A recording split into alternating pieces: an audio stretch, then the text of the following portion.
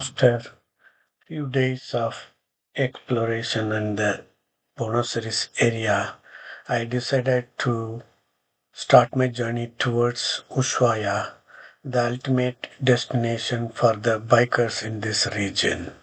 But I didn't realize the journey is going to be such a tough one and in every aspect, and also I never expected the challenges that I'm going to face. Anyway, I started from El Plata where I stayed and I started riding towards the Ushuaia.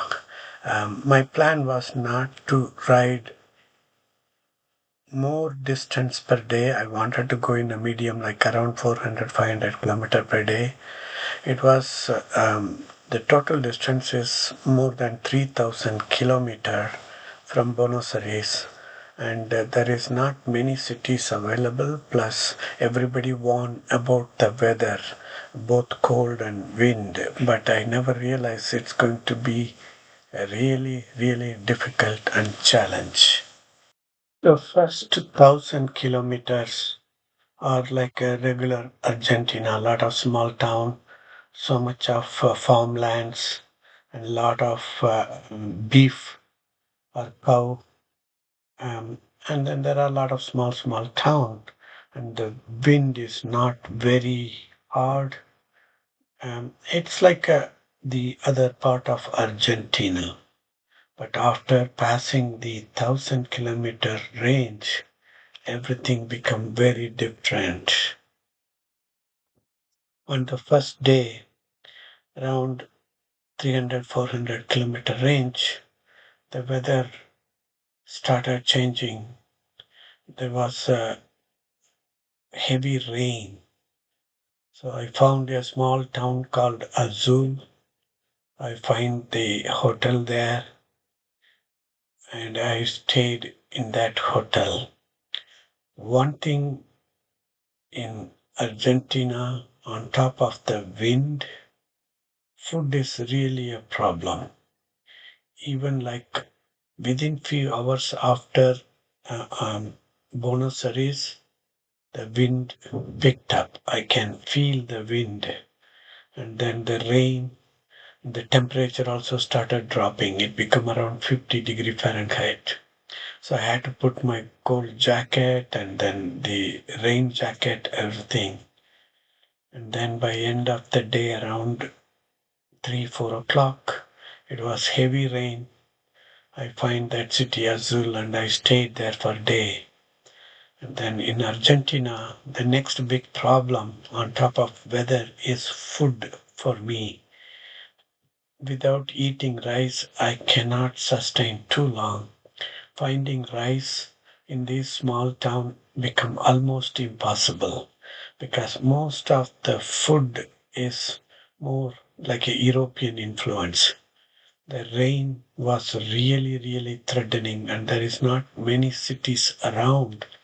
So I have to find the next town quickly and make sure there is a hotel where I can stay. That was Azul. The rain picked up. It's really heavy. And then I went and find the hotel. And it was on Sunday and there is no hotel. Nothing was available.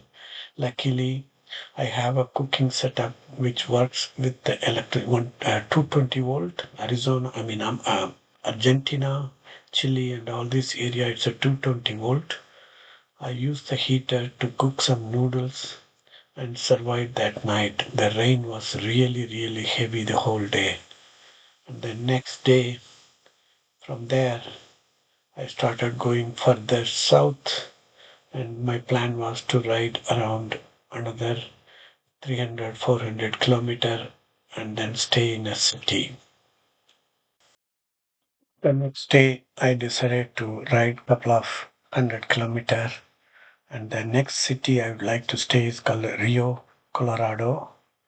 And I would like to put a gas, but there are gas station which only the LPG gas, no gasoline. But there was a gas station. I filled it and started riding. and I feel the wind. I mean, the wind is really, really picking it up. But at that time, I didn't realize this wind is nothing compared to further south. It was still like the landscape is more like a farmland and livestock. It's a graceland. But the further south, there is not many small town or city. It's a single road. It's not too bad. Traffic wise, it's moderate, but still, you can't even stop the bike inside of the road because the road is very narrow and the wind is very, very hard. You have to be extremely caution while on this region.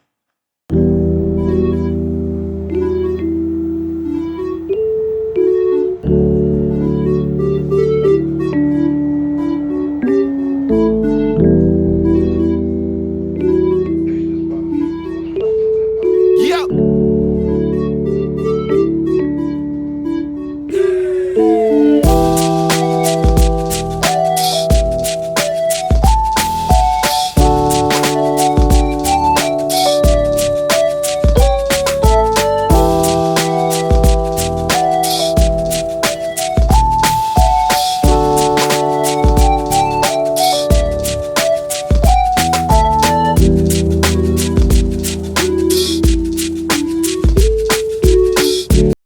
The first 1,000 kilometers, there was a different highway we go through. After that, it became a single highway, Route 3, that goes all the way to Ushuaia. It is almost end of the world. Finally, I reached Rio, and there was a camping option, but it was cold, so I stayed in a hotel. As usual, even though it's a small town, the hotels are pretty expensive. So I had to really look around to find a reasonable hotel. So we found one, and I decided to stay because there was um, a Brazilian rider who also riding the GSA bike, and I met him. We talked to him. Then I decided to stay in the same hotel. We both walk around the city. We had a nice dinner from a restaurant, and then we had a long chat with the hotel owner. Estábamos hablando con unos chilenos, unos turistas chilenos, y me contaba del matrimonio que Santiago de Chile, y dice la cantidad de migración de haitianos, Sí, en Brasil también. venezolanos, pero digamos, no por ahí que trabaja. Dice que He goes, what is fast? Rabito. He's Rabito driver. Rápido. Habidu. Rápido. Habidu rider. I am old man. What is old? Homem velho. I'm mommy value. I go slow. Que yo voy muy rápido con la moto y voy muy rápido. Él es más velho que yo y ahora va muy temprano. A 100 por hora, yo voy a 180. He is very, very experienced rider. Experience. I'm Porque ele tiene 4 anos que de moto. Yo ando de moto a 25. Então, There is no breakfast in the hotel, so I have made some oatmeals in the morning. And then Daniel, the Brazilian rider, he left early because he wanted to cover more than 1,000 plus kilometers. But I may go for half of the way, so I went slow. But we kept in touch. He's a very celebrity rider in Brazil. He rides some race bikes, and he's very experienced guy. But he's very super nice and helped me, give me a lot of information. And then my next stopover city is called Porto Madryn. It's a small touristic place, a couple of 100 kilometers from Rio, Colorado. From now onwards, the ride become more difficult, heavy wind, and the landscape is very monotonous. It's like a cold desert. There is no tree, all small bushes, and there is not even a livestock. Everything is a barren land where you see only the wild animals. And there in between there was a few small town and there was a river passing and multiple crossing on the highway 3, multiple places, and all the small town is all on the river bank. And that's the place you will get the gas, and you have to really manage your gas very effectively. Also, this road is a toll road, but luckily for motorcycle there is no road, no, I mean no toll. So it's okay. But the effort you are putting to satisfy your ego or your self accomplishment of reaching to Ushuaia, I didn't realize it's going to be very difficult because the wind, the weather, the distance, and the cost, it's really very high.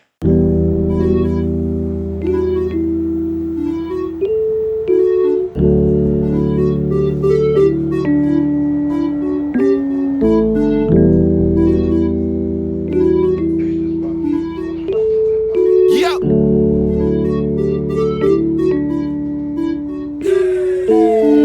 Shell gas station, it's raining, getting gas, it's sunny.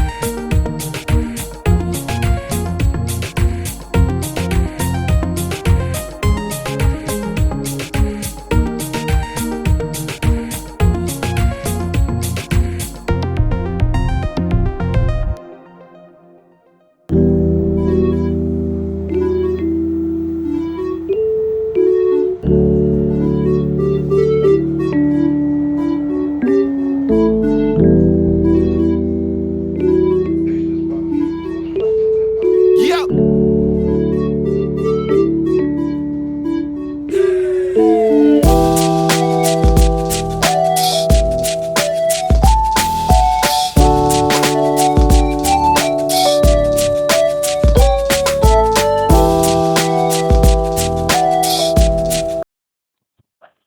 After several hours of ride, I reached the city of Porto Madrid.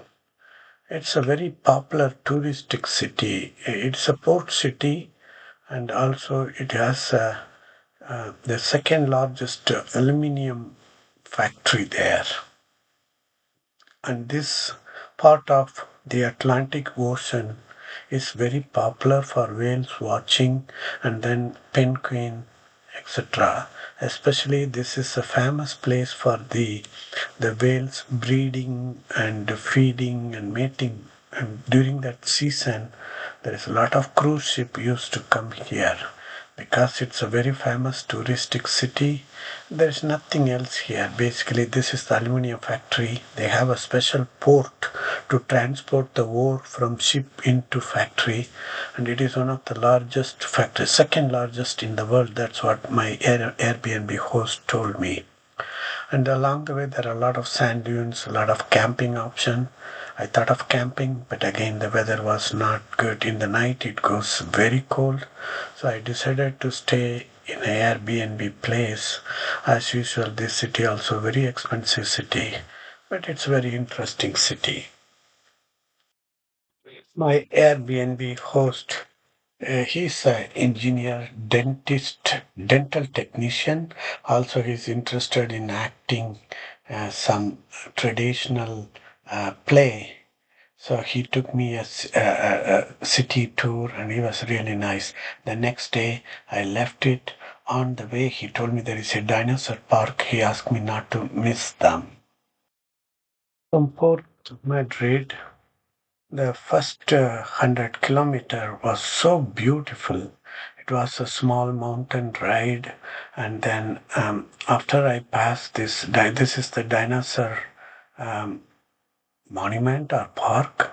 What I heard was they found a real dinosaur fossil in this region. So there are some archaeology or some research or exploration going on in this region, and now it is one of the very famous touristic place. Everybody going through this road, or north or south, everybody stop by, a lot of tourist visits and then take picture. This dinosaur is like kind of. My plan was to ride couple of more 100 kilometer, and there is one big city called Comodoro. There's a lot of hotels, so I decided to stay there. But on the way middle, there was a gas station.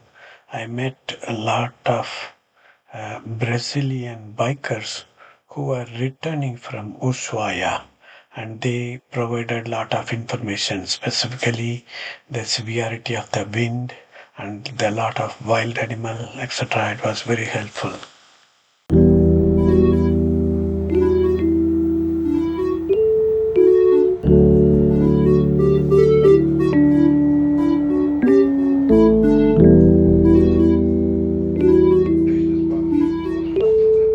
Yeah.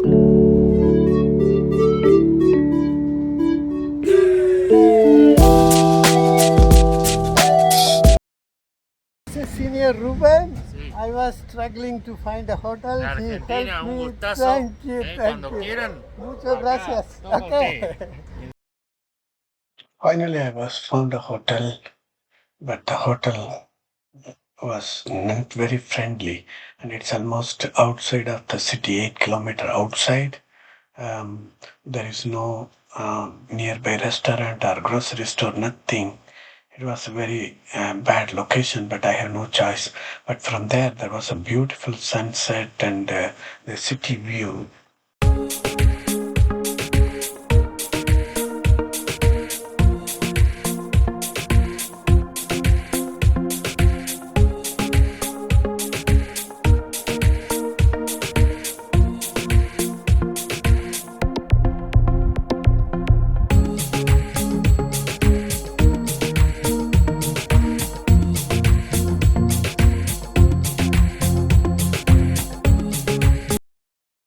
The next day, I left the hotel, but I forgot to put the gas. I didn't forget. I thought I have enough. I will find a city before it end.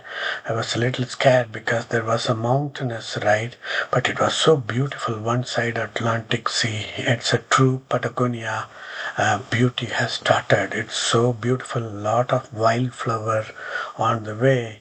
Yeah, this is one of the worthful thing of putting all this effort. It's really, really very beautiful. And then there was another small town we come across where I need to put the gas.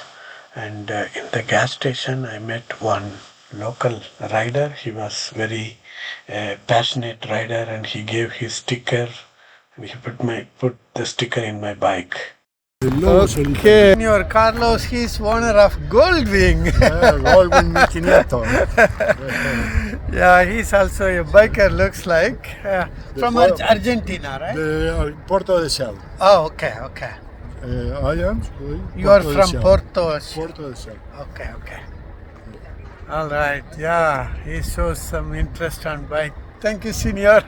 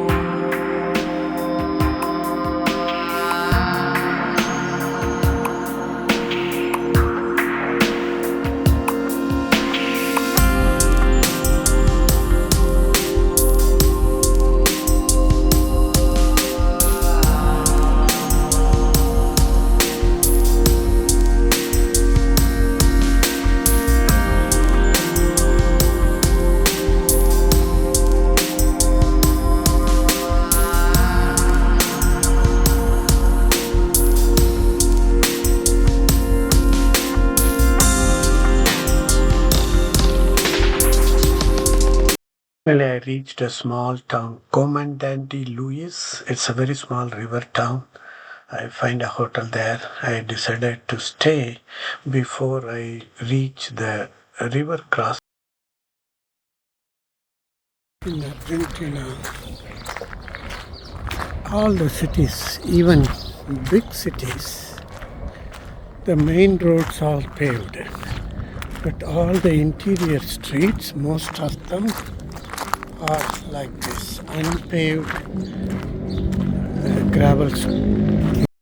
As usual, I had a tough time to find the food, so I end up with the cooking in the hotel. I cooked some rice and potato, and I made some scrambled egg or egg and onion. So I had some good food after a long time. It was really good to eat our favorite foods. Next day, I left and I was riding towards the next major city called Rio Calugas, which is a couple of 100 kilometers. And the previous day night there was a rain, and I covered my motorcycle. And the ride was pretty similar: boring, desert, cold, wind. But I didn't realize that I'm going to face a huge setback in my riding. It was very unfortunate, unexpected thing happened 20 kilometer before the Rio, which is 600 kilometer from Ushuaia. Yes, I met an accident. It's not an accident. I crashed into a guardrail due to heavy wind, sustained major injuries and some damage into my motorcycle.